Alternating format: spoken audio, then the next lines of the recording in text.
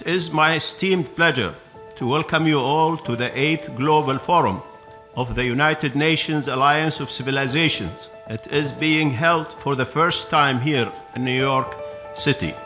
It was Kofi Annan who in 2005, with September 11 and other terrorist attacks around the world, launched the Alliance of Civilizations. His goal was to build bridges of understanding and dialogue among peoples across diverse cultures and religions. I'm very pleased to be with you today and to thank you for your commitment to the success of the United Nations Alliance of Civilizations. It is closely aligned with my own priorities and the vision outlined in the prevention agenda. The Alliance is not a feel-good initiative. It is fundamental to peace, to security, to sustainable development, and to the world we need to build. The role of the Alliance of Civilizations has never been more relevant to our 2030 Agenda objective of building more peaceful, just, and resilient societies. I'm particularly pleased that the Alliance of Civilizations is providing a global space for religious leaders to exchange views and explore how to amplify their role. Más de 10 años de la Alianza de Civilizaciones, podemos sentirnos satisfechos. Ustedes están compartiendo una buena tarea. Ustedes están aportando algo de su vida importante, de esas cosas que a lo largo del tiempo y de los años quedan aquí. Es el patrimonio mejor que uno puede legar, la mejor herencia. Decir que levantó su voz, sus ideas, su mirada de manera activa. La Alianza de Civilizaciones es una alianza de instituciones y de sociedad. Esta es una apuesta de futuro segura y ganadora. Aquellos que han sufrido la violencia, aquellos que la defienden o la justifican, verán avanzar los grandes valores de la convivencia. La alianza está viva y fuerte. Las civilizaciones serán más civilización si se unen y si comprenden o comprendemos que haber nacido en un sitio, haber sido educado en una religión, tener un color de piel diferente es un hecho de muy poca trascendencia frente a lo que representa el destino como especie, como civilización y como seres humanos.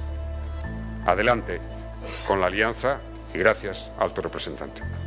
La Alianza de Civilizaciones se ha consolidado como una gran esperanza para la convivencia, para el diálogo intercultural, para la paz. On the past 6 years, the Alliance has been ably led by Mr. Nasser Abdulaziz Al Nasser. He has guided the work of the Alliance during a period of unprecedented challenges to peace and security. I thank you very much for your commitment to the Alliance and to the UN work as a whole. Today I would like to introduce and welcome his successor, Mr. Miguel Ángel Moratinos of Spain, as the new High Representative for the Alliance effective 1st of January 2019. Because the Alliance doesn't belong to the High Representative, the Alliance belongs to all of you, to all the citizens of the world.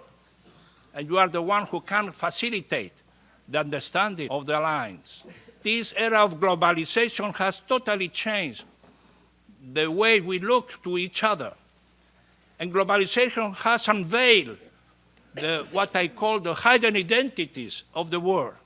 The time has come for accepting and recognizing that there are a pluralism of civilization. I really commit myself that I will go to pay much more attention to Africa, a continent that is very dynamic, that needed to be part of this.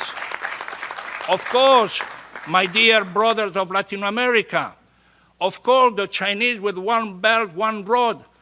Can the Alliance not introduce the Chinese dimension to this forum? We need, of course, to have a saying when there is a crisis.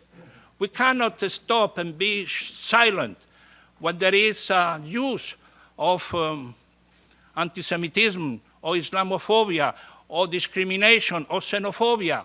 The Alliance have to denounce this kind of language, this kind of attitude, this kind of behavior. I need no more words, I need deeds. I need action. Let's go, my dear friends, to work, and we will succeed. Thank you very much. Today, the situation in the global community needs this kind of instrument.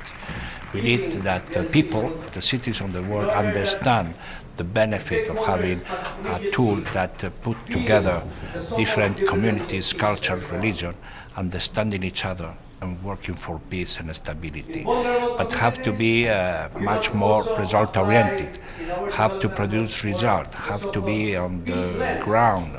People have to feel it. They will claim for that. That is the challenge, the main challenge of my new mandate, and I will try to do my utmost to achieve that. I think the movement has grown from a small selection of issues to a much larger selection of issues. And I believe that relevance is larger, but it is also more difficult to attain. Relevance nowadays is a matter of competition and struggle. I mean, the Alliance of Civilizations has to compete with various narratives. Much of those narratives are hate speech, essentially. And here you have a story which is the opposite. So I think the task is really very large, and it will require a great deal of imagination to figure out the way forward.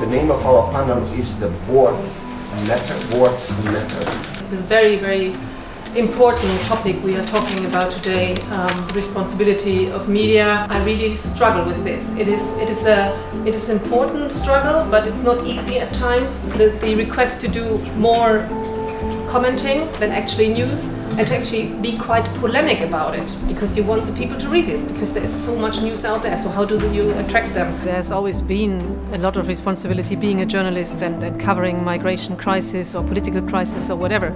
But I think nowadays it has become even more pressure on journalists to do precise research, do correct research. There's a lot of polarization and politicization of issues. For example, the issue we're talking here about a lot, which is migrations. I think the UNAOC has been an amazing tool for bringing people together. This forum has been absolutely brilliant in meeting new people, also seeing the creativity and the energy and the spirit of young people from all over the world coming here with their ideas.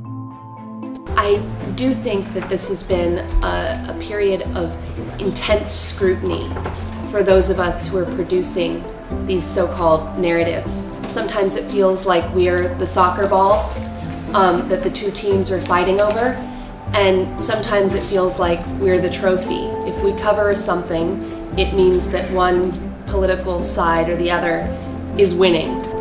I see the UNAOC working as a sort of bridge between the human rights community and journalists, reminding us of our obligations to be critical, to be self-critical. All too often we're seeing politicians on both ends of the spectrum depicting migrants and minorities in a way that advances a political agenda. And I think we can never be too careful about how we can become part of that narrative if we're not on our toes. One of the major threats of our culture and civilization at the moment is the fact that media is being used to whip up hatred. And at the moment, I don't really see anyone in the international community taking that on. And that's why I think that the Alliance of Civilizations really is the best suited to do that.